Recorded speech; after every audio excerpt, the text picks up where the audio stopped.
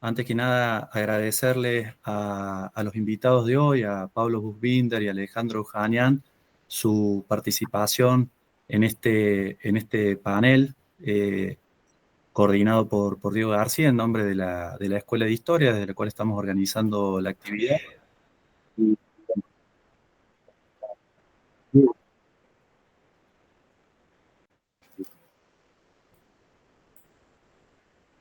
Yo, bueno, Álvaro, no sé si quedaste silenciado, ¿no? Bueno, empezamos, parece, ¿no? Ale, Pablo, ¿largamos? Sí, sí, ¿Me escuchan bien? Bárbaro. perfectamente. Bueno, bueno, vamos a comenzar con el conversatorio que, bueno, organizado por la Escuela de Historia de la Facultad de Filosofía y Humanidades de la Universidad Nacional de Córdoba. Contamos con dos invitados de lujo, Pablo Buchbinder y Alejandro Janian. Voy a comentar eh, brevemente eh, el título de la actividad. La actividad, el conversatorio lo decimos titular La crisis universitaria en perspectiva histórica, universidad, sociedad y política, y el objetivo un poco del conversatorio era, bueno, justamente reflexionar, pensar, conversar sobre la situación actual que están atravesando las universidades nacionales, la coyuntura actual, considerando, como dice el título, las cosas desde una perspectiva eh, de mediana o larga duración y no solo desde tiempo corto o breve de la política. Como señalaba recién, nos acompañan Pablo Buchbinder, que es doctor en Historia de la Universidad de Buenos Aires, por la Universidad de Buenos Aires, es profesor en la Universidad Nacional de Buenos Aires, en la Universidad Nacional General Sarmiento, e investigador de CONICET, además autor de varios libros, entre ellos voy a destacar dos: La historia de las universidades argentinas y Revolución en los claustros, la reforma universitaria de 1918, ambos publicados por Sudamericana. Y por otro lado, Alejandro Eujanian, doctor en Historia, egresado de la Universidad Nacional de Rosario, es docente en la Facultad de Humanidades y Artes de la Universidad Nacional de Rosario, y también ha publicado varios libros, entre los que voy a destacar el, el pasado en el péndulo de la política, Rosas y la provincia y la nación en el debate político de Buenos Aires, 1852-1861, publicado por la editorial de la Universidad de Quilmes, y coordinó, es importante señalar este dato, la colección, por el centenario de la Reforma, la colección Dimensiones de Reformismo Universitario, junto con Diego Mauro y Natacha Pacoya, Pacoya, que una colección compuesta por 7 volúmenes, si no me equivoco. Bien, estas presentaciones sí, breves. Quería comenzar con una primera pregunta para los dos, que tiene que ver con el título, ¿no?, del conversatorio. Titulamos la crisis universitaria en perspectiva histórica, universidad, sociedad y política, y la pregunta era si ustedes consideraban que el concepto, la noción de crisis, es una noción que, bueno, vinculada no solo al lenguaje o a la terminología de la historia, sino también al lenguaje médico, que remite directamente, es un concepto directamente temporal, que hace referencia, bueno, a un momento de cambios, de mutaciones pronunciadas, que parecerían decidir, ¿no?, el curso de un proceso. Si les parece, ¿no?, que la noción de crisis es una noción adecuada para dar cuenta de la situación actual de la universidad, de las universidades nacionales. En todo caso, si es una crisis de qué tipo, ¿no? Una crisis de qué tipo, una crisis que parecería implicar o en todo caso señalar un momento novedoso, eh, sin demasiados antecedentes en el pasado, o un momento que, bueno, viene a resolver una serie de tensiones y conflictos que se vienen arrastrando a lo largo del tiempo. Y esto lo señalo especialmente para que bueno, puedan responder teniendo en cuenta bueno, el conflicto actual que están, la situación y el conflicto actual que están viviendo las universidades, especialmente a partir de la asunción del nuevo gobierno a cargo de La Libertad Avanza y que eligió, que llevó a la presidencia Javier Milei, y que desde el año pasado inició, ¿no? Una relación, inclusive antes de asumir a la presidencia, muy tensa y muchas veces muy violenta con el sistema universitario o alguno de sus ámbitos. Recuerdo rápidamente, antes de efectivamente ganar las elecciones y luego de imponerse en las primarias, que se había expresado en contra, por ejemplo, de CONICET, todo un año que estuvo marcado por conflictos presupuestarios, pero también por otros tipos de debates, como la cuestión de debates o de polémicas, como la cuestión de las auditorías, la crítica por no, la supuesta eh, negativa de las universidades nacionales a dejarse controlar por parte del Estado, la, bueno, la acusación de que despilfarraban los fondos públicos, e inclusive hasta hace poco tiempo, la semana pasada, a partir de una serie de declaraciones del vocero presidencial que llegó a sugerir que ciertos proyectos habían malversado fondos, ¿no? Toda esta, insisto, una situación conflictiva, complicada, que derivó en un conflicto que, entre otras cosas, dio lugar a movilizaciones multitudinarias en diversas ciudades del país en oposición a la posición del gobierno nacional. Entonces, volviendo a este breve como resumen, volviendo a la pregunta, ¿consideran que es adecuada, que no es adecuada? ¿Cómo caracterizarían esta situación y cuál es el diagnóstico que hacen? Bueno, comienzo entonces, si les parece, y agradeciendo en principio. Gracias Diego, gracias Álvaro, bueno, gracias a la dirección de la Escuela de Historia por la invitación. Y retomo la pregunta, ¿no? Retomo el interrogante que planteás sobre el tema de la crisis, cómo caracterizar esta situación.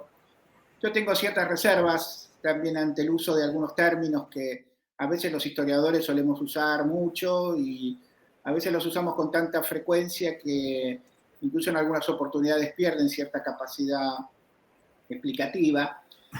Pero yo cuando estaba pensando y te escuchaba recién lo que vos estabas comentando, coincidiendo en líneas generales con la descripción que haces, yo en principio diría que más que frente a una crisis, a lo que hemos estado viviendo desde las universidades, desde hace ya, digamos, unos meses, más que una crisis, yo diría que es una agresión, es una profunda agresión, es un ataque.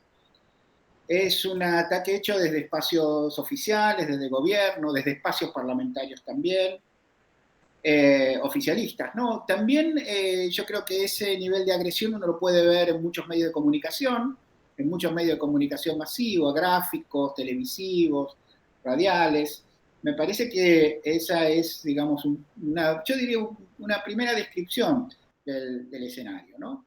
Los términos de esa agresión y de las acusaciones a las que, digamos, se nos hace muchas veces a los universitarios son en realidad variados, ¿no? Si uno recorre muchas de las noticias que han aparecido en los últimos meses, parece que en las universidades se miente con el número de alumnos, se malgasta el dinero público, si es que no se roba, por ejemplo, ¿no? No se rechaza la auditoría, se rechaza el control, adoctrinamos, también se nos acusa a las universidades de adoctrinar. Por supuesto, todas afirmaciones basadas en datos falsos, a veces quizás con alguna información que es correcta, pero está aislada, está totalmente descontextualizada. Y si yo tuviera que decir, y pensando también en mi experiencia, ya por una cuestión de edad, imaginen, yo empecé mi carrera universitaria en 1984, es decir, llevo 40 años ya digamos, con vinculación, yo diría, estrecha con la universidad. Me parece que lo que es inédito, lo que es nuevo, es el nivel de agresión y de ataque. Me parece que esto en estos 40 años es nuevo, es absolutamente nuevo, más allá de que han existido cuestionamientos, que han existido críticas. Me parece que con ese nivel de agresión es nuevo. Pero me parece también que esto se puede enmarcar en un ataque y en un cuestionamiento al Estado, a lo público, que es además también obviamente una característica propia de este fenómeno de las nuevas derechas, o al menos de la expresión que esta nueva derecha tiene en la Argentina, ¿no? Ataques que por otro lado, digamos, cuestionamientos al Estado, la manera en que esos cuestionamientos al Estado interpelan o han interpelado a sectores juveniles, es algo que, es decir, cómo ese discurso interpelado a sectores juveniles es algo que desde las ciencias sociales en los últimos años se ha estudiado, ¿no? Yo creo que de todas maneras también, digamos, esto que se agudizó, decía yo recién, con la pandemia, tiene en realidad también algunas raíces anteriores, porque, bueno, también nosotros podríamos decir, más allá del hecho de la expansión de derechos o la expansión de distintos tipos de políticas públicas, también han existido discusiones o debates sobre la calidad y características de las políticas públicas implementadas en los últimos 20 años en la Argentina. También es importante decir que este cuestionamiento de lo público, el cuestionamiento del Estado, es parte de un fenómeno global, ¿no? Es decir, es algo que nosotros podemos ver o podemos encontrar también expresiones en otros lugares, ¿no? Ahora, yo vuelvo a insistir con esto, me parece que en relación a la universidad, específicamente a la universidad, lo fundamental en este caso es la novedad. Y acá yo saldría de la coyuntura, me parece que es algo que es necesario de alguna manera hacer, saldría de la coyuntura y miraría este problema, este tema en relación a procesos que son un poco más de mediano y largo plazo. Y acá hago alguna referencia también a mi propia experiencia como investigador. Yo me especializo en el análisis de los movimientos universitarios de fines del siglo XIX, principios del siglo XX, pero por distintas razones he trabajado también en movimientos universitarios de las décadas del 60, 1960, 70, incluso de la época de la dictadura y de los primeros tiempos de la democracia. Uno encontraba en aquella época la universidad en el centro del debate público, de alguna manera, ¿no? Uno abría los diarios y encontraba permanentemente noticias sobre las universidades. El papel del movimiento estudiantil era también central, es decir, movilizaciones permanentes, vinculadas fundamentalmente con todas aquellas cuestiones que tenían que ver con las políticas limitacionistas sobre la universidad, ¿no? Es decir, políticas de restricción del ingreso, pero la universidad había sido siempre un lugar de atención y un lugar muy central en los conflictos de esos años. Y yo creo que cuando uno observa qué es lo que ha pasado en los últimos 40 años, sobre todo el retorno de la democracia, ese lugar de la universidad, la universidad lo fue cediendo, ¿no? Es decir, uno ya no encuentra con esa intensidad, digamos, a la universidad en el centro de los conflictos. Eso no quiere decir que no esté, digamos, ha habido, por ejemplo, como todos nosotros sabemos, conflictos salariales en los años 80, en la segunda mitad de los años 80. Los años 90 fueron años particularmente en algún contexto agitado, sobre todo cuando se discutió, por ejemplo, la ley de educación superior, ahí hubo también protestas y procesos de movilización, y por supuesto también en relación con las políticas de ajuste de los años 90, ¿no? En el año 98 con medidas que tomó Menem de ajuste a la universidad, por supuesto también en la época de la Alianza con las medidas que tomó López Murphy, donde la movilización de la universidad, de los universitarios y de los actores vinculados con el mundo educativo fue central también, digamos, en el proceso que llevó a la caída de López Murphy. Algo a principios de los 2000, algún conflicto puntual en 2006, sobre todo en el caso de la Universidad de Buenos Aires, con Macri en el año 2018 también en relación a cuestiones que tenían que ver con temas fundamentalmente salariales, pero más allá de eso yo diría, en mi opinión, también fundada de alguna manera en el análisis de esos años, la actitud del Estado y los gobiernos hacia la universidad ha sido en líneas generales, yo diría, considerablemente benevolente, ¿no? Y me parece que esa es una variable que es importante tener en cuenta.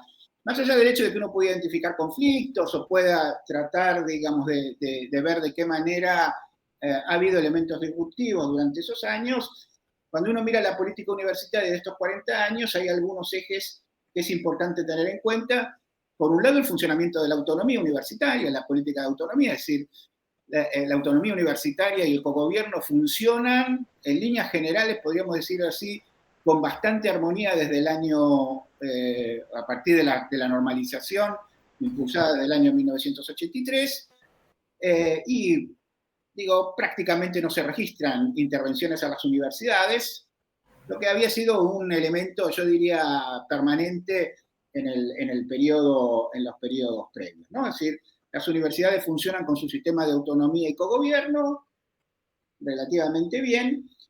Y por otro lado, me parece que hay otra transformación sustantiva de estos 40 años que nosotros debiéramos mirar con mucha atención. Y esto lo digo teniendo en cuenta también que hay debates sobre las estadísticas universitarias, es decir, que han existido discusiones previas, no, digamos, esto es una cuestión que también tenemos que tener en cuenta, pero tengamos en cuenta en ese sentido algo que es fundamental. En 1983 había cerca de 420.000 estudiantes universitarios en la Argentina, sobre una población de cerca de 27 millones de habitantes.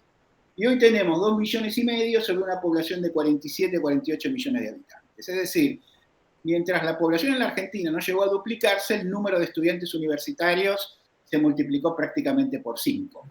Sobre la base de un eje de una política que ha sido, yo diría, con algún matiz, pero ha sido continuo a lo largo de estos años, que son las políticas de gratuidad y de ingreso directo o ingreso irrestricto, ¿no?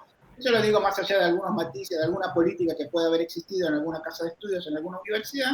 Este sistema ha funcionado como un sistema de acceso abierto. Habiendo de alguna manera logrado, yo diría, entre comillas, el movimiento estudiantil, una de sus reivindicaciones centrales que había sido, digamos, que habían tenido que ver con las luchas contra el limitacionismo. Y eso me parece que, bueno, y teniendo en cuenta también, cosa que me parece que es importante tenerlo en cuenta cuando uno lo compara con lo que pasa en otros lugares, ese papel de crecimiento de la matrícula estudiantil ha sido fundamentalmente liderado por el sector público, que tiene cerca de un 78% de la matrícula. Y al lado de eso yo agregaría otro elemento que me parece que es importante, que es el crecimiento de las instituciones, sobre todo públicas. Había 27 universidades públicas en el año 1983 y hoy hay más de 60, ¿no? Es decir, además el sistema ha tenido, digamos, se ha prácticamente duplicado a lo largo de estos años. Y me parece que esa situación de cierta benevolencia o de relativamente benevolencia entre el Estado y el mundo universitario es una de las cuestiones que nosotros tendríamos que ver cuando analizamos las derivas, la evolución y la situación de la universidad a lo largo de estos 40 años y también, yo diría, lo novedoso que implica en ese sentido las políticas que se están llevando a cabo desde el Estado durante estos años. Si uno mira o compara, por ejemplo, el grado de conflictividad que ha habido en Chile en relación al tema universitario, yo creo que, bueno, uno puede tener una medida de comparación entre qué es lo que ha pasado entre Estado, universidad y la Argentina durante esos años y la situación que nosotros podemos ver en Chile, ¿no? Hay una cosa que es cierto, y es cierto que este sistema ha crecido en los últimos años con cierto grado de distorsiones. Y uno puede tener una mirada crítica también sobre ese crecimiento y sobre las formas en las cuales ese sistema evolucionó a lo largo de esos años. Pero me parece que en líneas generales ese sistema, ese examen crítico ha quedado más para la literatura académica que existe, que es frondosa de todas maneras, que para la discusión, que nosotros podríamos decirlo, para la discusión pública, ¿no? Yo creo, no podría decir autocríticamente, hemos tenido pocos debates y discusiones sobre cómo ha funcionado este sistema en los últimos 40 años, ¿no? Es cierto que ha crecido mucho el número de alumnos, pero ha crecido relativamente poco el número de egresados, que las carreras efectivamente son muy largas, que están muy concentradas en un núcleo reducido de carreras profesionales, que no hemos tenido en profundidad un debate, yo diría, sobre la calidad universitaria, que también es un tema, porque, digo, tenemos pocos profesores con dedicación exclusiva, pocos profesores con doctorado, con una inserción parcial de la investigación. la creación de nuevas universidades podría ser fruto también de un examen relativamente crítico, ¿no? Es decir, ha habido nuevas universidades, una expansión de la oferta, pero también esto es algo que uno podría examinar con algún cuidado, ¿no? Entonces, digo, a mí me parece que en todos esos años probablemente el cuestionamiento más firme que hubo al crecimiento de ese sistema fue sobre todo en los años 90, ¿no? Los años 90 son probablemente años donde uno puede ver una visión ya un tanto crítica cuando uno lo mira en estos 40 años. Fue un intento de modificar en parte las bases de este sistema, la acreditación, la evaluación, lo que los docentes universitarios conocemos con el sistema de incentivos, los proyectos de creación de nuevas universidades, que en los años 90 fueron distintos a los proyectos de creación en los años 2000. Además, es un proyecto de transformación del sistema, el que se dio en los 90, en un marco global. Pero a mí me parece que también es interesante compararlo, ¿no? Porque los 90 aparecen muchas veces como referencia en relación a esta etapa. El proyecto de los años 90 se dio en un marco global, era un proyecto consistente, elaborado, pero era muy distinto a este, ¿no? Este se parece más a un intento de destrucción, parcial o total, pero no a uno de transformación del sistema. En sus niveles de agresión, yo diría, es mucho más primitivo, es mucho más rudimentario. Habla de presupuesto, pero en el fondo, digo, es profundamente ideológico. Me parece que esa es, digamos, la variable central que habría que tener en cuenta. Entonces, digo, más allá de los matices, y después podemos seguir conversando sobre algunas de estas cuestiones, digamos, esto es lo que me parecía importante para comenzar en la presentación, para poder, yo diría, marcar cuál es la situación en la cual nosotros estamos inmersos, diría, el día de hoy. Bueno, muchas gracias, Pablo. Ale, no sé si querés agregar algo a partir de lo que señaló Pablo, en marco general. Bueno, hola, ¿cómo están todos? Lo mismo, agradecer la invitación a la Escuela de Historia, a Diego, a Álvaro, y me gusta participar aquí con Pablo sobre todo, porque bueno, es uno de los grandes especialistas sobre historia de las universidades argentinas. Y me gusta participar porque hay una necesidad de pensar el problema, en gran parte por todos los motivos que anunció recién Pablo en su presentación, ¿no? Me parece que todos estamos necesitando una reflexión sobre lo que está sucediendo y, entre otras cosas, sobre estas modalidades que Pablo definió como de ataque. Yendo al punto de la consigna, digamos, que Diego propuso, para iniciar la conversación, yo diría que no me quiero meter tanto en si tenemos que hablar de crisis o no, en todo caso llegaremos a eso como conclusión. Yo diría que en principio hay tres niveles críticos, digamos, para pensar, ¿no? Uno tiene que ver con la cuestión de financiamiento. Yo lo pensaría como un bloque, ¿no? El problema de las universidades y el problema del sistema científico nacional. No lo distinguiría, aunque por supuesto que son problemas muy diferentes. Son espacios muy diferentes. De hecho, las universidades, ¿no? Son espacios a su vez muy diferentes entre sí, cada una de las facultades y cada una de las carreras. Pero me parece que en principio hay un ataque al sistema científico nacional y a las universidades, que a su vez están muy relacionadas entre sí, como todos sabemos.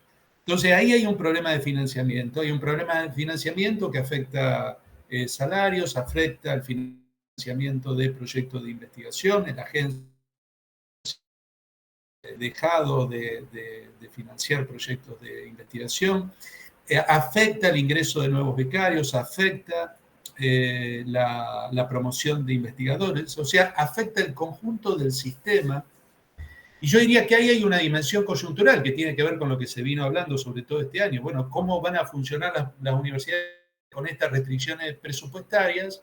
Pero hay un problema de mediano y largo plazo que tiene que ver con la posibilidad de sostener ese desarrollo científico a través de la universidad y a través del CONICET y a través del financiamiento de la agencia, que claramente se va a ver discontinuado.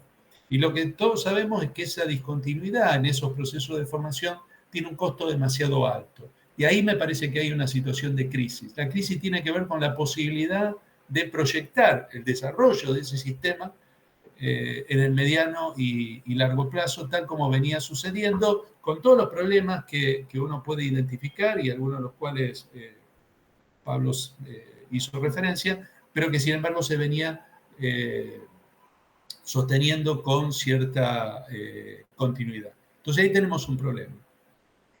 Creo que hay un segundo nivel que me parece un poco más preocupante, que tiene que ver con la relación con la sociedad, cómo la sociedad ve a través de distintos canales estos espacios, ¿no? Que están bajo sospecha. No es nuevo, ya se había sucedido algo, se había anticipado algo durante el gobierno de Macri, pero que aquí hay un proyecto mucho más, me parece a mí, sistemático y profundo, desarticular, como decía antes, del sistema científico nacional, lo que hace que aumente la sospecha contra este sistema. Aumenta la sospecha contra este sistema tirando cosas aisladas que hacen dudar sobre el prestigio, digamos, del trabajo de los profesionales universitarios. Y esto es lo que ha sucedido claramente en los últimos meses, ¿no? Yo quiero recordar ahí lo que pasó en los últimos meses porque me parece importante. De golpe todo el mundo estaba discutiendo una investigación por un título que parecía sospechoso. Y porque hablaba del ano de Batman. Y de algún modo eso no generó la reacción que creo yo que tendría que haber generado si hubiéramos percibido en ese momento que estábamos en los inicios de una casa de bruja que se ha profundizado con un lenguaje marcadamente macartista y propio de la Guerra Fría. Entonces ahí me parece que había un anticipo de algo que se ha profundizado. Y la semana pasada, con total desparpajo, el vocero presidencial hizo mención específica a investigaciones de la que, digámoslo claramente, se tomaron el trabajo solamente de mirar los títulos, no leyeron ni siquiera los resúmenes. Ahora, evidentemente hay un público, digamos, para los cuales ese tipo de presentaciones en las que un título que haga cierta referencia al comunismo, que haga cierta referencia a algo que sería el indigenismo, que haga referencia a una agenda feminista, una agenda LGBTQ o una agenda vinculada con cuestiones medioambientales, se ve como sospechoso. Y entonces lo que se introduce es la duda respecto a la fiabilidad de las investigaciones, las producciones del campo científico, apoyada por esta idea a la que Pablo hizo referencia, que es la cuestión de que las universidades son centros de adoctrinamiento, ¿no? Y evidentemente hay un sector de la sociedad que creen que esto es así, que esto puede ser posible, precisamente porque creen que la educación debe ser una forma de adoctrinamiento. Lo que pasa es que sospechan que la que ofrece la universidad o la que ofrece el sistema educativo no es la que quieren que... no es el sentido del adoctrinamiento que esperan. Entonces ahí tenemos un problema financiero y tenemos otro problema que es el de imponer cierta sospecha sobre determinados agentes del campo científico, del campo universitario, y aquí lo quisiera ampliar más hacia el campo cultural. Y entonces tenemos un tercer nivel de crisis que a mí me parece el más preocupante, que es el de cómo enfrentar este tipo de agresiones a la que hacía referencia Pablo, cuando investigadores y los investigadores que la llevan a cabo son puestos bajo un clima de sospecha propio de la Guerra Fría. No olvidemos que no es el ataque a la universidad solo y el sistema científico, también al cine nacional, también a la cultura nacional en su conjunto, y en los últimos días el tema de los libros. ¿Quién iba a imaginar, diría yo, hace unos meses, que volvíamos a una noción de libros degenerados?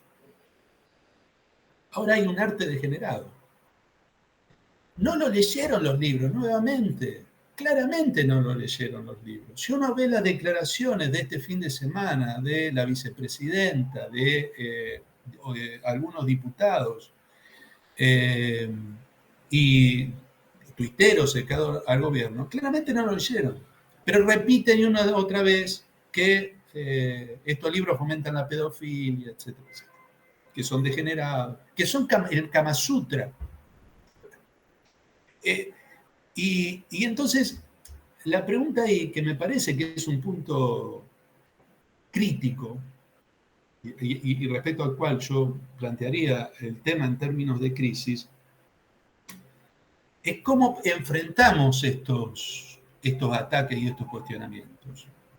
Quiero decir, el problema de financiamiento me parece que fue claramente enfrentado por las universidades en su conjunto, por el Consejo de Rectores, etcétera, etcétera, con movilizaciones que fueron muy, muy numerosas.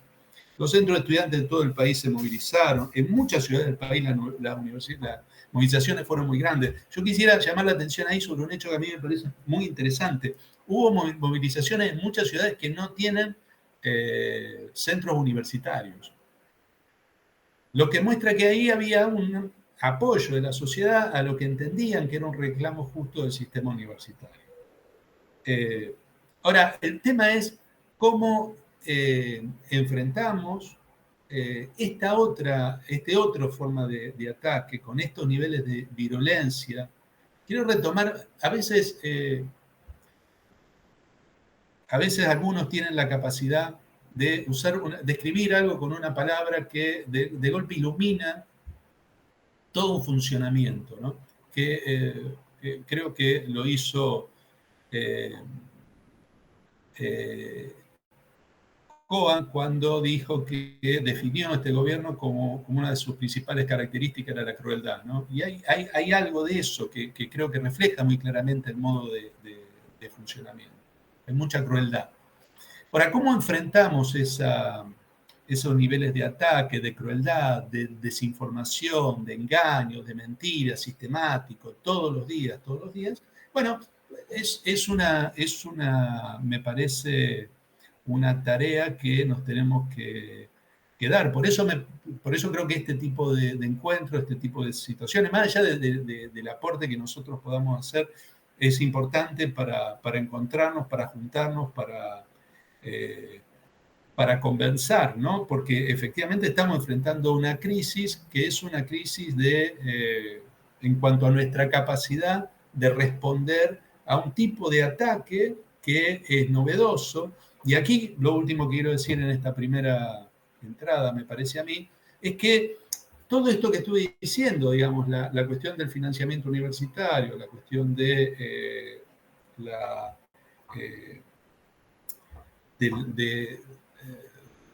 cómo afecta a la reputación del sistema científico nacional determinado ataque del gobierno y estos problemas, digamos, de cómo responder a estos ataques, creo que tienen que ver con una idea que, a diferencia de otros gobiernos en los que hubo recortes presupuestarios, en este caso no se trata de solamente de recortes presupuestarios para eventualmente reducir el gasto en el marco de una política fiscalista, sino que hay otro objetivo. Y Milei lo dijo claramente, digamos, la idea era original, era eventualmente cerrar o privatizar el CONICET y probablemente avanzar en un sentido similar contra las universidades. La respuesta de la gran marcha universitaria de abril yo creo que frenó ese primer impulso, lo puso en contexto, le puso límites, fue efectivo. No sabemos qué va a pasar a futuro, porque me parece que la intención finalmente no es discutir qué tipo de universidad o qué tipo de sistema científico se necesita para determinado modelo de desarrollo. No es esa la discusión. No es esa la discusión que pretende dar el gobierno. Porque en realidad no hay ningún modelo de desarrollo, no hay ninguna política de desarrollo en marcha. Lo que hay es una política de destrucción, y en el marco de esa política de destrucción, el sistema científico nacional verdaderamente, como dijo Milei en campaña, no tiene nada que ofrecer. ¿Qué ha hecho, digamos? ¿No?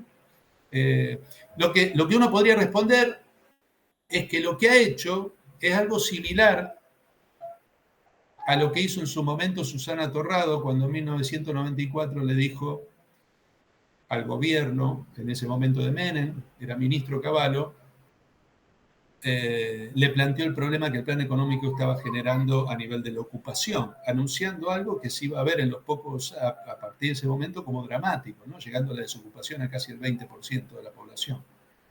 ¿Y cómo respondió Cavallo a ese diagnóstico que había hecho Susana Torrado, diciéndole que vaya a lavar los platos? O sea que ahí hay algo que, en función de determinado modelo económico, el sistema científico nacional molesta, incomoda, porque dice lo que hay que decir a personas que no quieren escuchar.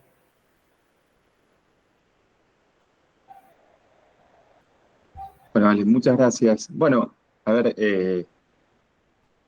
yo mientras los escuchaba con atención a los dos, abrieron un panorama que me pareció muy rico en cuanto a la cantidad de elementos, pero me gustaría volver a un punto, o en todo caso, combinar algunas de las variables que ustedes consideraron. Eh, Digo, en primer lugar quería recuperar esto que señaló Pablo, ¿no? Algo que parece paradójico y es, eh, por un lado, el crecimiento, ¿no? De la comunidad universitaria, de la matrícula universitaria, de la población universitaria, que es un crecimiento em, que es mucho mayor que el crecimiento poblacional demográfico. Pero a su vez, decía ahí, parece haber una paradoja, a la vez una pérdida, ¿no? De importancia de la universidad para la definición de proyectos políticos, de proyectos públicos, del lugar que debe ocupar la universidad para recuperar un poco, como le decía recién Ale, en un tipo de proyecto político de desarrollo nacional. Entonces ahí parecería haber como cierta paradoja, ¿no? Un crecimiento sostenido, tanto en las instituciones como en la población, pero a su vez una pérdida de importancia en el espacio público y político. A la vez, y hay algo que dijo Alejandro que me gustaría ponerlo en relación a esto, y es, bueno, tiene que ver con cómo la sociedad eh, ve a la universidad, qué le exige la sociedad a la universidad, qué demandas le hace la sociedad a la universidad. Digo, no para olvidar las características del gobierno y del grupo que actualmente lo comanda, sino especialmente también para tener en cuenta el eco que encuentra en términos sociales, ¿no? Ahí pareciera encontrar en la sociedad un terreno fértil para llevar adelante, bueno, esa agresión, una agresión llevada por otro lado, de modo, como señalaba, muy rudimentario, ¿no? Violento, primitivo, rudimentario, y en donde no parece importar demasiado que los ataques que se lanzan al sistema universitario sean fundados o no, ¿no? Como decía Alejandro recién, ni leen el resumen, ¿no? Entonces la pregunta, combinando esas dos dimensiones, a la vez que crecía la población universitaria, también es cierto, en los últimos 40 años las transformaciones sociales fueron muy marcadas y en gran medida se caracterizaron bueno, uno podría eh, antedatar, ¿no? Pero se caracterizaron sobre todo por la crisis de ese relato de ascenso social que había caracterizado hasta la década del 70 de Argentina. Entonces, una sociedad que parece estar, un gran porcentaje de la sociedad por fuera del sistema, con un trabajo sin estabilidad, sin registro, con identidades laborales en crisis, en una universidad que crece, pero también que pierde centralidad política y pública. Bueno, entonces la pregunta es, bueno, y ahí los medios de comunicación parecieran en parte jugar su rol, pero también tomar demandas o esa es la pregunta, si toman o no demandas que provienen de la arena social. ¿Cuál es la impresión que tienen ustedes sobre esa situación? Porque en parte también el conflicto actual parece revelar cierta desconexión entre universidad y sociedad.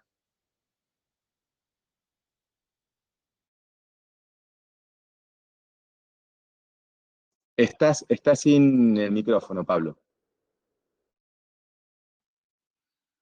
Bueno, ensayo una primera respuesta, digamos así, pensando en voz alta, ¿no? No, yo cuando estaba pensando la exposición trataba de hacer un balance de lo que ha sucedido en los últimos 40 años, del proceso de crecimiento que ha tenido el sistema universitario, de la forma en la cual ha incorporado a sectores muy amplios de la sociedad a través de estas políticas de acceso abierto, de creación de nuevas universidades. Claro, yo diría en principio que aún con sus limitaciones, por lo menos mi perspectiva del tema es una perspectiva optimista, en el sentido, podríamos decir, de un optimismo relativamente moderado. Yo creo que si no hubiéramos tenido ese sistema de acceso abierto, aún con sus limitaciones, seguramente tendríamos en la Argentina una sociedad mucho más desigual y tendríamos una sociedad mucho más injusta. Entonces yo creo que en ese sentido, digamos, aún con sus limitaciones, la universidad ha cumplido, yo diría, de manera, yo diría, utilizar el término, ¿no? Moderadamente eficiente ese papel. La Argentina tiene tasas de escolarización universitaria y tasas de escolarización superior que son propias del país desarrollado.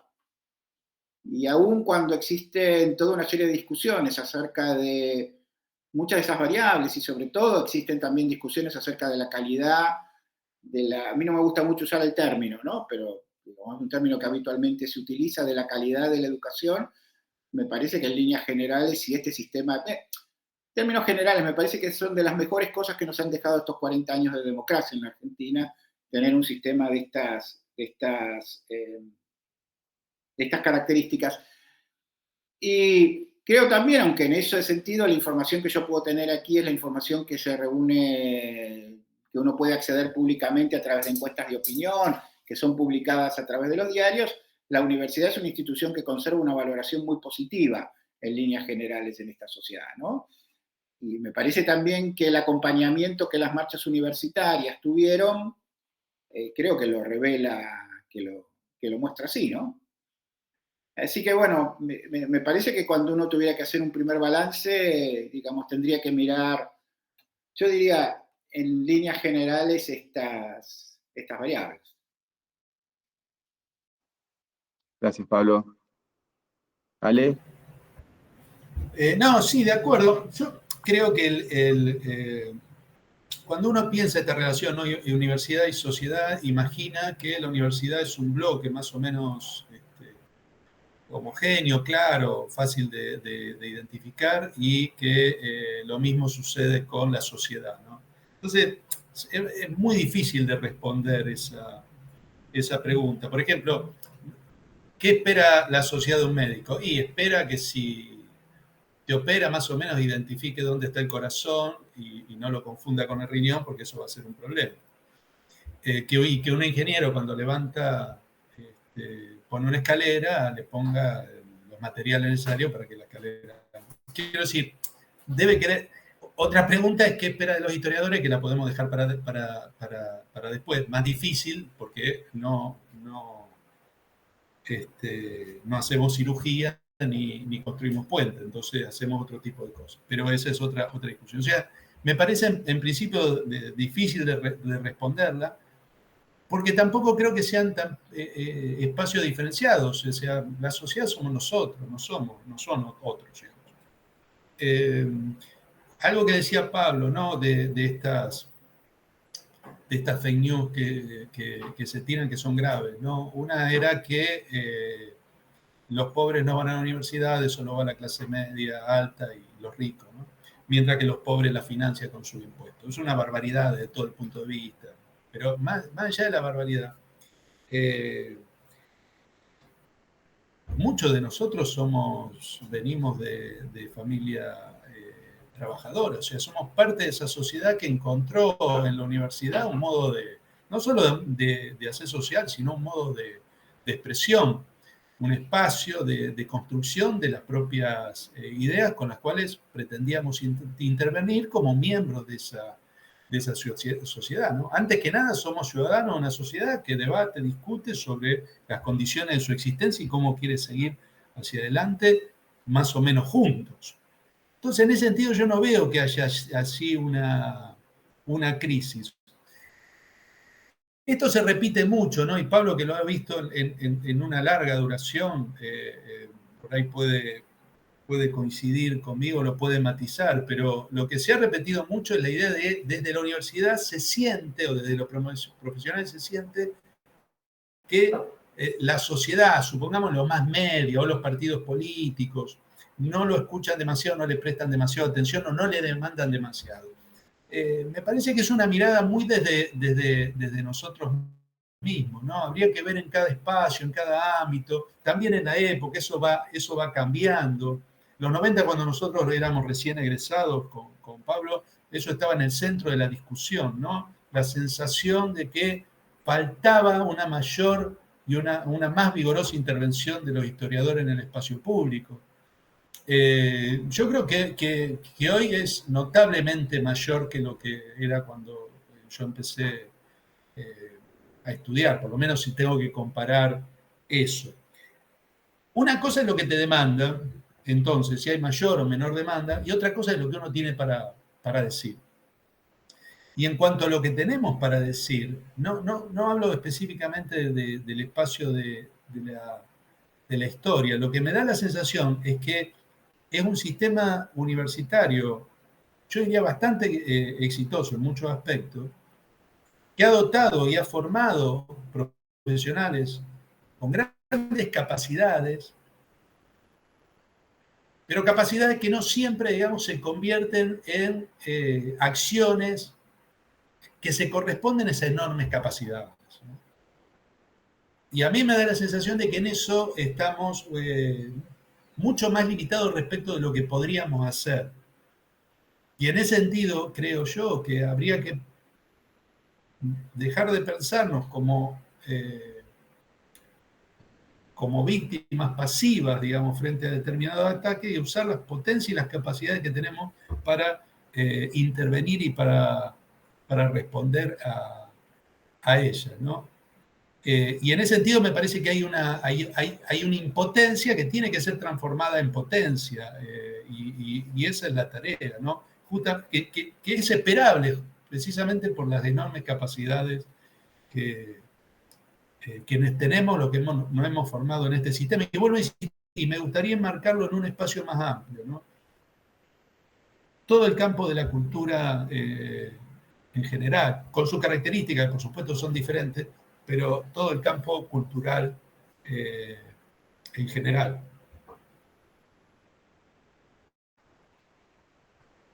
Bueno, muchas gracias, Alejandro. Bueno, un poco considerando esto último que decías, porque tanto tu intervención como la de Pablo, me parece que en gran medida permiten enmarcar la situación universitaria en un marco más amplio, en un contexto más amplio, ya sea el ataque al Estado, ya sea el ataque a lo público, ya sea bueno, ese ataque al campo cultural en general, que me parece importante considerarlo justamente para evitar, bueno, la victimización, ¿no? Pero me quería detener un poco justamente en este último punto, en la cuestión del ataque al campo cultural. Había, que sobre todo tuvo, yo diría, un crescendo de violencia con, por un lado, las intervenciones de la vicepresidenta y de los medios de comunicación frente a cierta literatura que, bueno, como decías, ¿no? Caracterizaron de perversa, caracterizaron de promover la pedofilia, es decir, una serie de barbaridades. Y por otro lado, como señalabas recién, esa conferencia de prensa del vocero presidencial, leyendo públicamente y a partir de los títulos de ciertos proyectos, acusándolos de nuevo, por el uso de ciertos términos, ¿no? Comunismo, socialismo, de construcción, sin siquiera saber de qué significaban esos términos, qué uso se les daba, de qué se trataban esos proyectos, en qué nivel de desarrollo estaban, si habían obtenido el financiamiento, si les habían pagado el financiamiento obtenido, etcétera, etcétera. Ahí entonces, la pregunta que quería como, recuperar es un poco eh, cómo ven la situación, ¿no? de, de la cultura en general, de las humanidades en particular, frente a estos ataques, ¿no? Un poco Alejandro avanzó con eso, es decir, ¿qué estrategias pensar para enfrentar esas agresiones? Y especialmente a una muletilla, un argumento un pseudo argumento que se repite mucho por parte del gobierno, que es la escasa relevancia social que tendrían esos proyectos, o al revés, el impacto directo en adoctrinar y transformar la mente de niños y niñas para pervertirlos. Bueno, entonces, por un lado eso, y por otro lado, bueno, aunque no sé si no es demasiado, pero por otro lado lo podemos dejar para después, el lugar que ustedes creen que tiene la historia en esta situación. Digo, pero yo diría, lo dejaría para después. Me sentaría ahora con las humanidades, la literatura, el campo cultural en general, el cine, que también fue atacado, especialmente a través del Inca. Bueno, ¿cómo ven esa situación? ¿Cómo la caracterizarían? ¿Qué estrategias de enfrentamiento?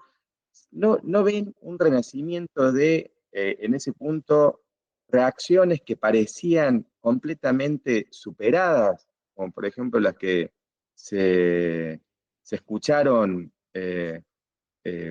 la semana pasada y que parecen inéditas, ¿no?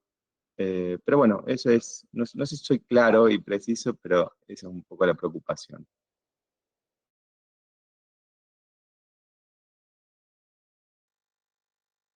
Estás de nuevo sin el micrófono. Sí, sí, sí. No, pero me mutean, digo, después.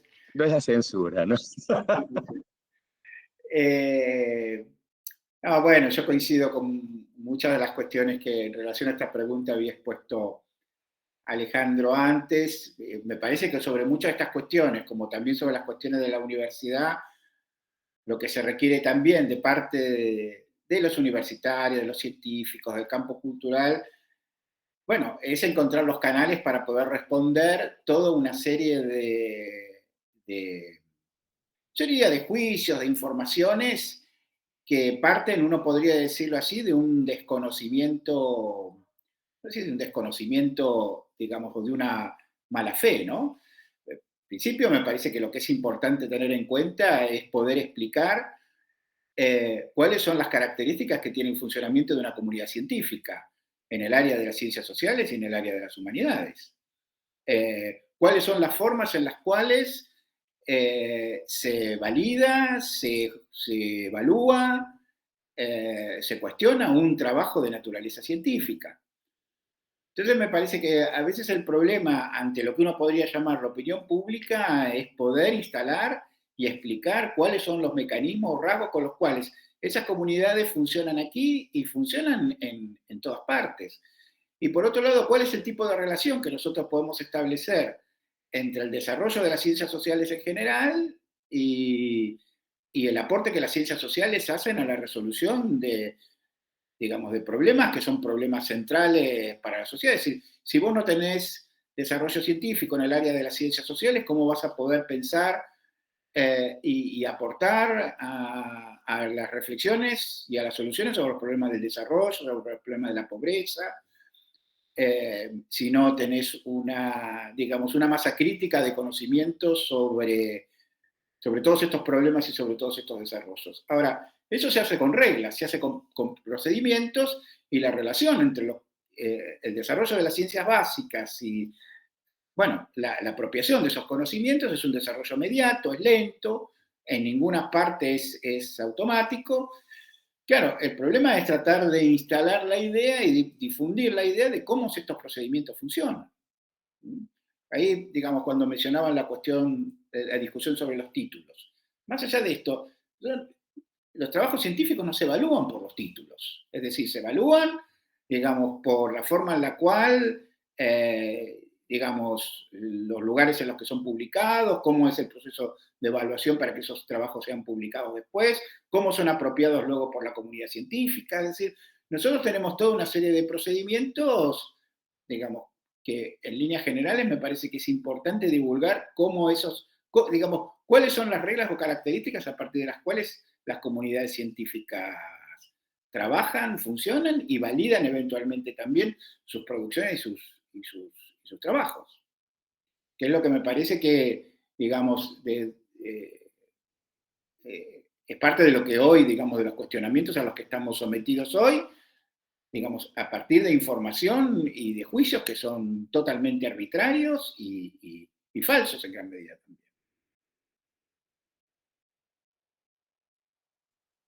Gracias, Pablo. Ale, no sé si querías agregar algo. No, sí, esto, lo mismo. Creo que eso es importantísimo.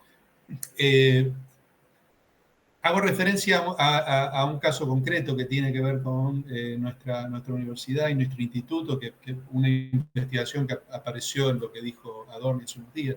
Y tanto la respuesta que salió ahora del instituto como la que salió antes respecto a una investigación sobre comunidades del Valle de Santa María, una investigación arqueológica, creo que lo que hacían era explicar un poco esto que decía Pablo, ¿no? Por lo menos para dar elementos a quienes quieran entender, comprender cómo funciona un campo científico, ¿no? Las distintas evaluaciones por las que atraviesa. En el caso de la investigación de aquí, particularmente, que es la que conozco, participan, como casi todas estas investigaciones, equipos de 7 u 8 universidades.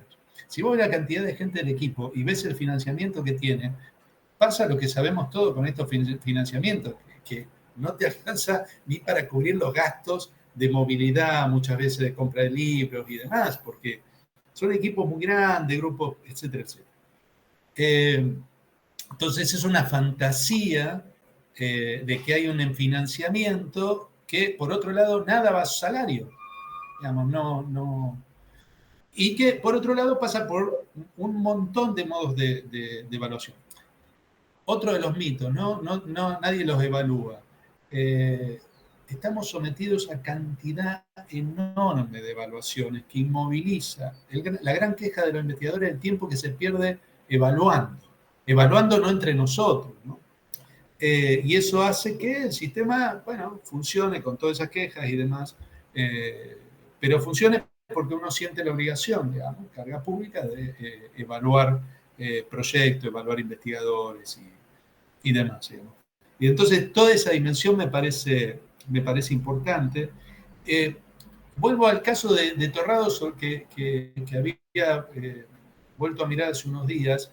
Cuando Torrado dice esto, ¿no? y tiene la respuesta que provoca en Cavallo y la manda a lavar los platos, ahí hubo una respuesta de la comunidad científica, la comunidad académica, que fue muy potente, que tuvo mucho impacto en los medios, que consistió en una serie de acciones, pero una que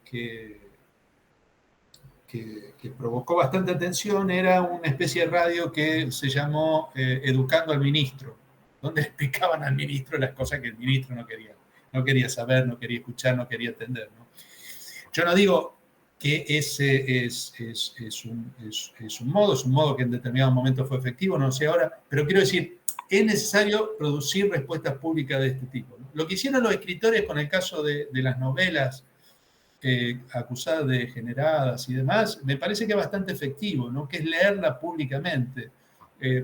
Por lo menos lo que escuché es que esa era una de las operaciones que se iban a hacer. Y creo que todos tendríamos, porque no es un problema del campo literario, es un problema de todos. Creo que todos tendríamos que estar leyendo esas novelas en lugares públicos para quienes la quieran escuchar. Creo que es muy importante esa respuesta colectiva. Y tienen que ser respuestas activas e inmediatas, ¿no? Porque el problema que creo que estamos discutiendo y el problema que tenemos por delante excede la cuestión de las universidades y excede la cuestión presupuestaria.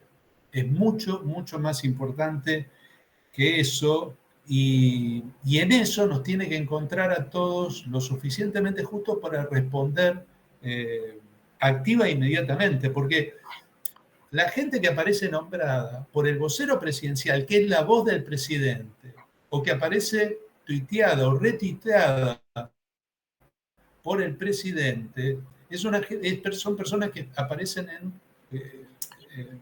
en el foco de la opinión pública y pueden recibir distintos tipos de agresiones y distintos tipos de violencia.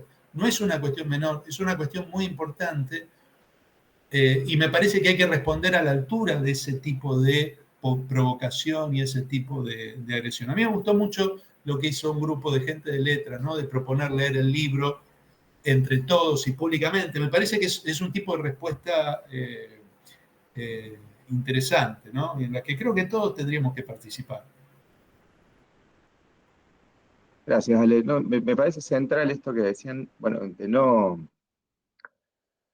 naturalizar ese tipo de agresiones, ¿no? No naturalizarlas, no dejarlas pasar, no, en todo caso, quitarles peso señalando es mero Perdón, desconocimiento. Sí, te agrego esto que me llamó la atención. dale. Vos ves en la página de Casa de Gobierno, te aparecen las conferencias de Adorni, ¿no? Entonces yo miré la conferencia entera, la leí. Son interesantes dos cosas. Una, que nombra, ¿no?, específicamente los proyectos por los títulos. Pero en el marco de una conferencia que estaba orientada a acusar, sin ningún dato, distintos espacios que se supone que son o de corrupción o de subsidios innecesarios y demás. Entonces, estaba puesta en ese contexto. Pero lo otro que es importante es que aparecen las preguntas de los periodistas que están allí en la conferencia de prensa. Ningún periodista en la conferencia de prensa hizo referencia a ese párrafo de la declaración. Sí a otros, pero no a ese párrafo de la declaración. Eso quiere decir que a nadie le llamó la atención que una Secretaría de Gobierno haya mirado los proyectos de la agencia, haya revisado los títulos y haya puesto en duda la seriedad de esa investigación. A nadie le llamó la atención el avasallamiento a la autonomía de esas instituciones de un órgano de gobierno, que no se metía en cuestiones presupuestarias en última instancia, se metía en cuestiones de contenido, en los temas de esa investigación. Y nadie le llamó la atención, es decir, ningún periodista preguntó sobre ese párrafo. Por supuesto que las conferencias son limitadas, las personas tienen tienen preguntas limitadas para hacer y probablemente si la hubiese sido más larga, a alguien lo hubiera preguntado. Pero en cualquier caso, en ese límite, ¿no? Las condiciones que ofreció ese espacio para repreguntar al ministro, ese no fue un tema importante, otro tema sí.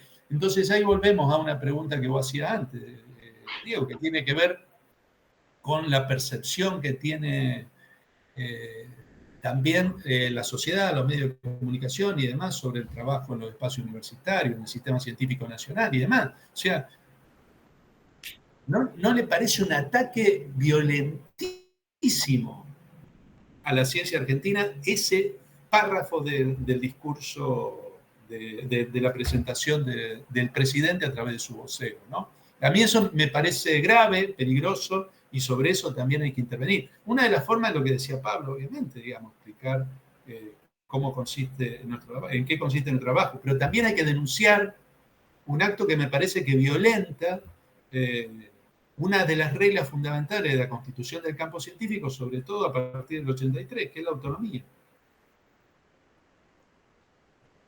No, es decisivo, pero a la vez permanentemente hay una búsqueda de confundir también el concepto de autonomía, ¿no? De confundir ese concepto de autonomía y que ese concepto, a partir de ese concepto, las universidades se escudarían para no ser controladas, para no ser auditadas, etcétera, para mantener sus privilegios, porque eso es un poco el modo en el que se justifican, bueno, como decían recién, esas agresiones y ataques que en gran medida, eso decía recién, también intentaba decir, terminan siendo naturalizadas, ¿no? Porque si no tienen una respuesta casi inmediata, ya sea a través de los periodistas o un impacto en la prensa, bueno, pasan, ¿no? Pareciera que pasan. Por eso me parece decisivo esto de señalar que son no solo muy violentas y muy injustas, sino motivadas por lo que parece ser, ¿no? Un proyecto que está orientado solo a la destrucción de lo público, de la cultura común y en ese marco de las universidades nacionales. Pero bueno, eh, tenía una última cuestión, una última pregunta. Una cosa más quiero Dale, agregar. dale, sí. El error fue limitar el Estado. El error fue creer eso. El objetivo es fortalecer al Estado. Lo que estamos viendo es un Estado mucho más fuerte, mucho más autoritario, que se pretende retirar de algunas áreas, pero va a fortalecer otra que tiene que ver sobre todo con el disciplinamiento social. Entonces, para eso se necesita un Estado mucho más fuerte, mucho más presente y mucho más autoritario, que interviene en algo que el Estado no había intervenido respecto a qué había que leer y qué no, ¿no? Por ejemplo. Perdón, Pablo, Diego. No, está muy bien, Ale. Pablo, no sé si querés agregar algo sobre eso. ¿No? No, y eso está presente, Ale, y me parece muy bien que lo hayas considerado, pero está presente también desde el principio, ¿no? Con todo el protocolo antipiquetes, con toda la cantidad de presupuesto para el Ministerio de Seguridad, para eh, también la Central de Inteligencia, bueno, que claramente entonces muestra que el problema del financiamiento es un problema que se presenta en ciertas áreas y no en otras. Claro, pero bien. No, decía, bueno, ahora quería ir a una pregunta quizás más específica que tiene que ver con la historia como disciplina, pero también como pasado. Bueno, en parte porque efectivamente dentro de este ataque a la cultura en general, al cine, a la literatura, a las ciencias sociales, en donde también aparece un ataque a la historia como disciplina. Sin embargo, ¿no? Y es una impresión, en el gobierno, y esto quizás no sea, en esto quizás no sea original, sino que repite gestos de otros gobiernos, eh, propone un tipo de lectura, ¿no? Un tipo de lectura del pasado. Podríamos decir un tipo de lectura pública de la historia argentina, que en gran medida, bueno, supone el reconocimiento de una tradición en la que con la que se quieren identificar. Me refiero acá a son una serie de intervenciones probablemente que combinan elementos muy heterogéneos y hasta contradictorios, pero que van desde la reivindicación de la figura de Alberdi hasta la identificación de una fecha como 1916, tan significativa como el momento del comienzo de la decadencia argentina, según Milei, o la valoración positiva de la década del 90 del gobierno menemista, bueno, en discursos, pero también en otro tipo de gestos, como instalar un busto en la Casa Rosada, e inclusive, ¿no? la discusión y la polémica con las versiones sobre el relato, sobre la historia reciente argentina, especialmente de la década del 70 y las políticas de derechos humanos. Bueno, ahí pareciera, ¿no? Como que el discurso sobre el pasado tiene cierta centralidad, a pesar de esa combinación de elementos, como decía, heterogéneos en el gobierno. ¿Ustedes cómo perciben eso? Digamos, como un uso del pasado meramente instrumental y que se puede conjugar y se puede comparar con usos más o menos semejantes que promovía el macrismo, inclusive el kirchnerismo o otros gobiernos, o ven ahí alguna novedad, alguna marca que distinguiría, ¿no? Esa lectura, o ven solo, bueno, charlatanería pura, no sé, para poner opciones. Sí, a ver, la verdad es que yo al menos no veo por lo menos un relato muy consistente.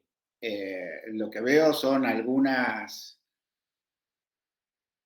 digamos, a veces algunas afirmaciones o algunos relatos un tanto desconectados, arbitrarios.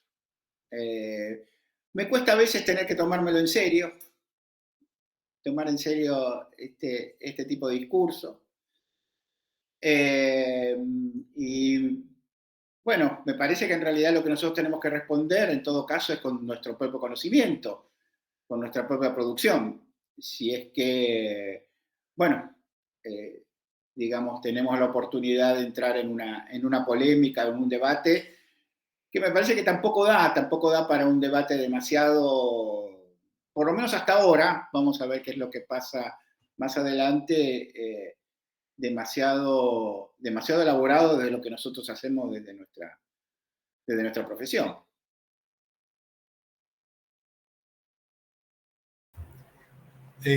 Sí, vos sé que yo en general pensaba, igual que Pablo, en los últimos meses le he empezado a prestar un poco más atención al tema, porque me da la sensación de que forma asiste.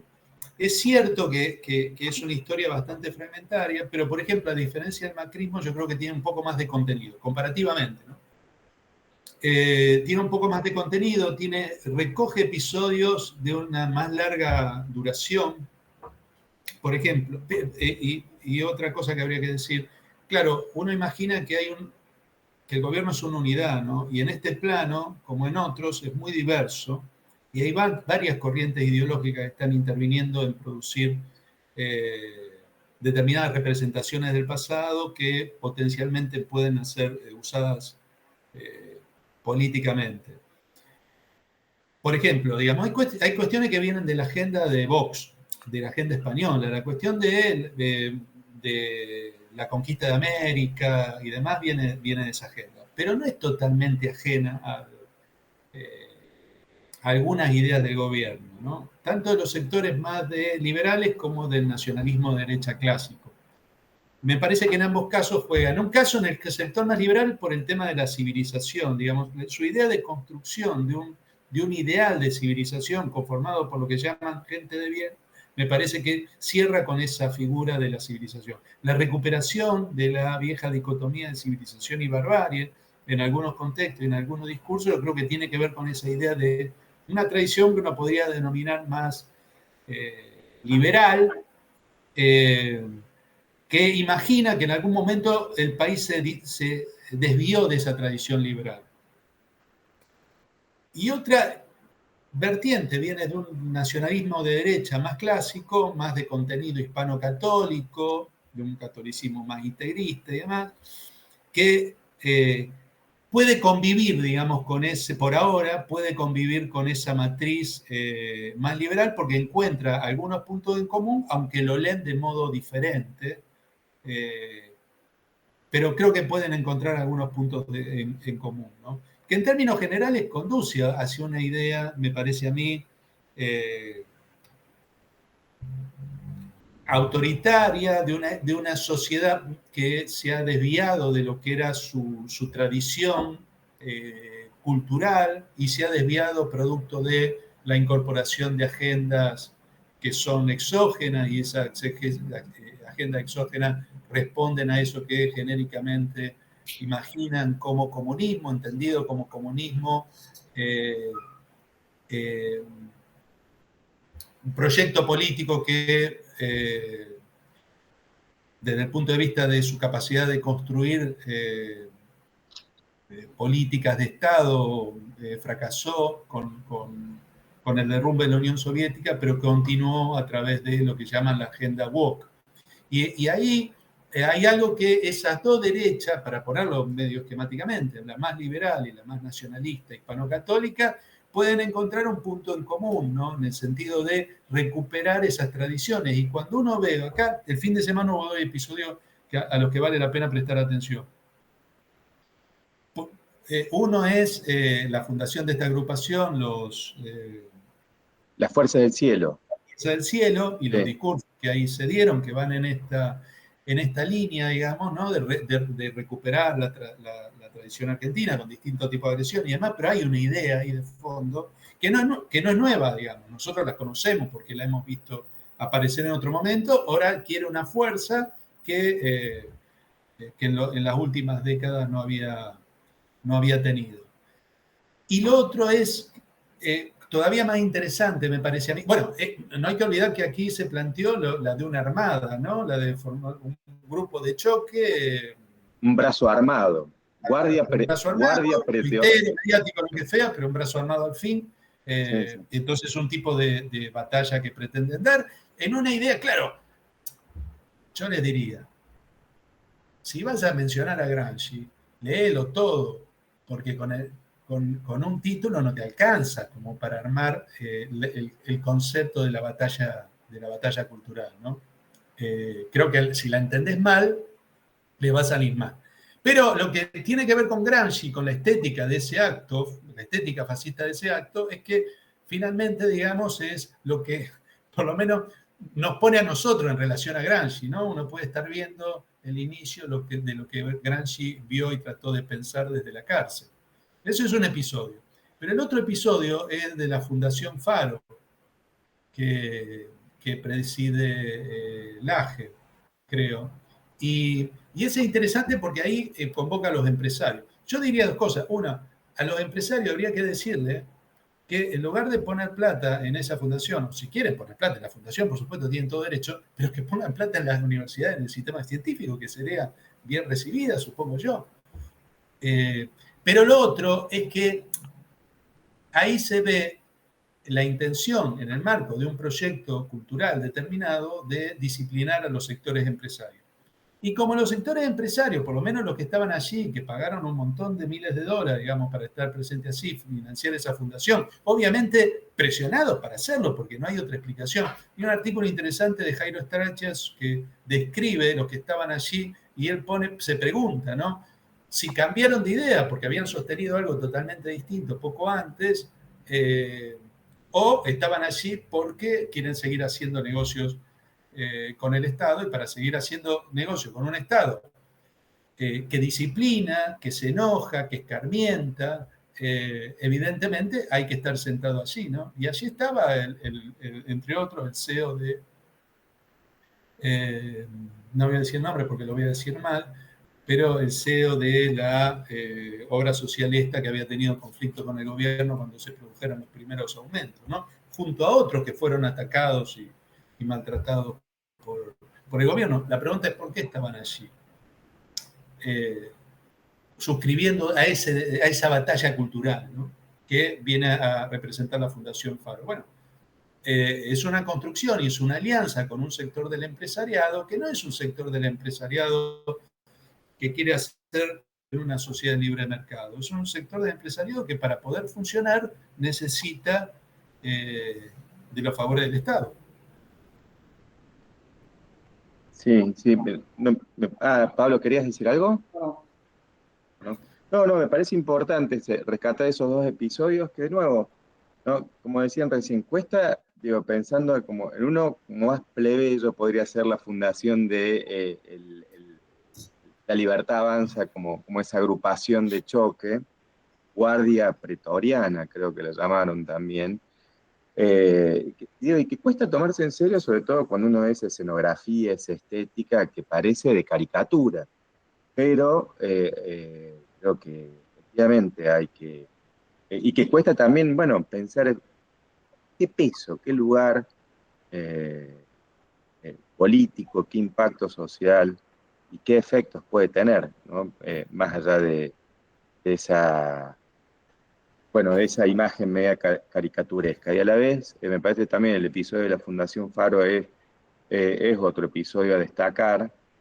Y allí, no solo con el intento de disciplinar sectores empresarios que por otro lado parece que están dispuestos a dejarse de disciplinar por el,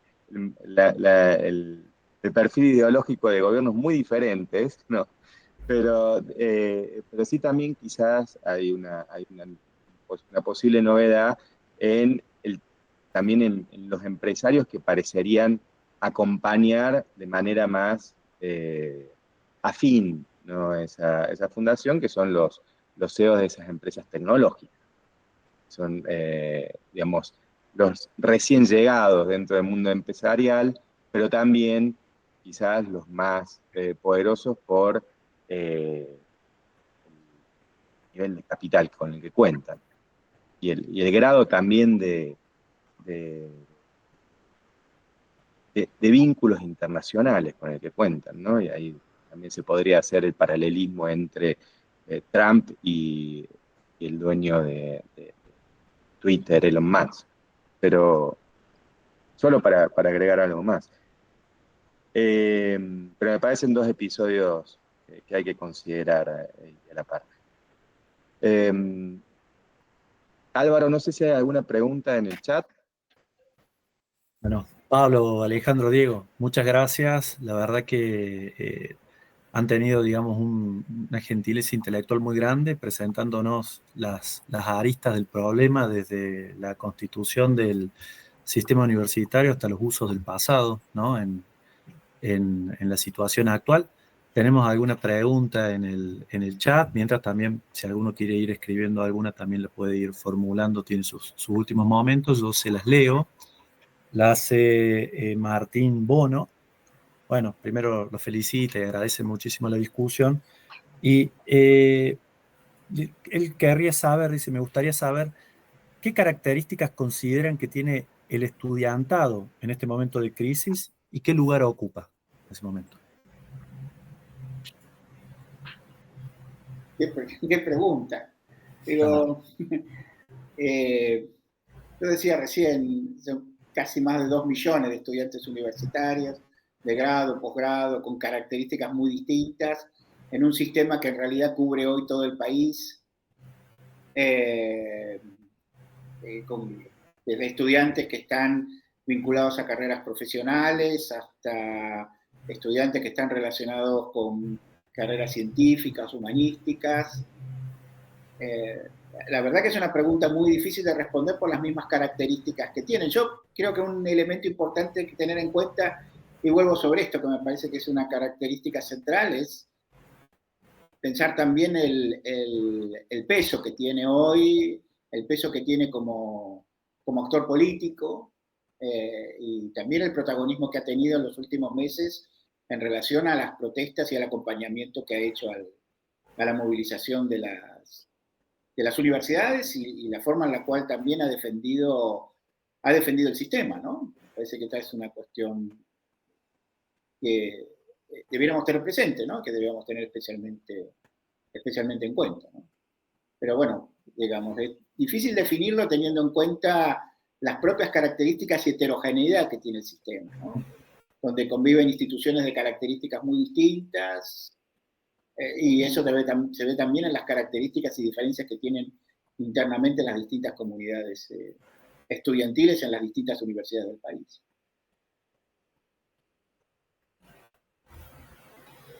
Sí, sí, de acuerdo. Sí, yo lo que puedo decir es lo que yo vi acá en Rosario y veo en mis estudiantes, lo he visto muy activos, muy movilizados, muy preocupados.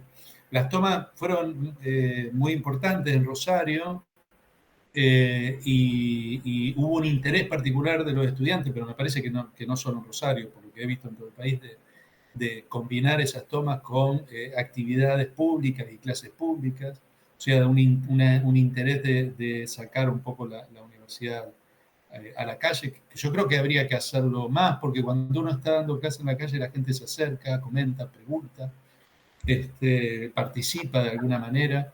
Entonces, eso, la verdad que lo veo bien positivamente.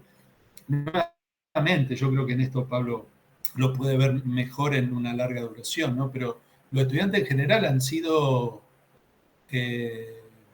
la pieza clave en la movilización del sistema universitario en su totalidad, ¿no? Gran parte de lo que suceda, ¿no?, ahora en los próximos años va a depender de la movilización de los estudiantes y la capacidad de lucha que manifiestan los estudiantes. Y esto recién empieza. Yo creo que este año ha sido muy productivo, muy activo por parte de los estudiantes. Y en gran parte son los estudiantes los que nos sacan a nosotros a la calle, nos sacan a nosotros a dar clases públicas, ¿no? Así que en ese sentido creo que es positivo. Lo que sí creo que el tipo de conflicto que se está planteando ahora no es el típico de conflicto que en general se ha dado en términos de presupuesto, para lo cual hay una gimnasia, una experiencia y demás, sino que es un tipo de conflicto que implica un conflicto público en torno a la cultura que queremos, al país que queremos, a las libertades que verdaderamente queremos. Entonces, ahí todos tenemos que encontrar también nuevas herramientas, ¿no? Un poco lo que decía antes, pero creo que ha sido muy productivo el año. Cualquiera que piense en términos de adoctrinamiento nunca ha entrado a una escuela, ¿no? No digo una universidad, no ha entrado a una escuela primaria. O sea, ¿cómo imaginan, digamos, que los estudiantes son sujetos pasivos que están ahí esperando a ser adoctrinados? Los estudiantes en general te movilizan, te activan, te motivan y te cuestionan. O sea, eso es por lo menos la experiencia que cualquiera que haya estado en un aula ha tenido, ¿no?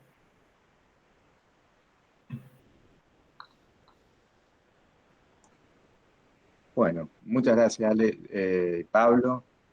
Sí, yo un poco pensando lo que decía recién Alejandro, el conflicto, bueno, reciente y las movilizaciones estudiantiles, las tomas, ¿no?, de las facultades, vi esa preocupación por, bueno, justamente explicar, hacer público los motivos, sacar la universidad, como decías, a la calle,